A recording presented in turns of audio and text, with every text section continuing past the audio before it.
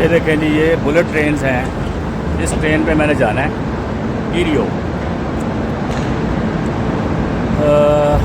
ये मैड्रिड का railway station है, अटोचा। ये आप देख सकते हैं।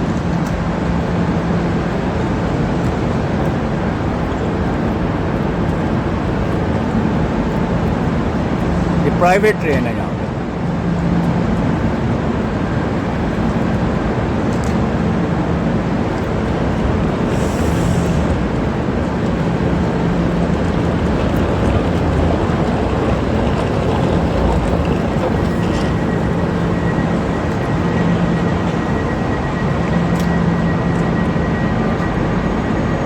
फाइव जी सर्विस अंदर मौजूद है। ये गेट खुल गया ऑटोमेटिकली, ये देखें। और इस तरह से पैसेंजर जो अंदर जा रहे हैं, तो मैं भी ऐसे ही इनके साथ अंदर जाऊंगा। ये आप देख सकते हैं, कोच नंबर 6 है, 129।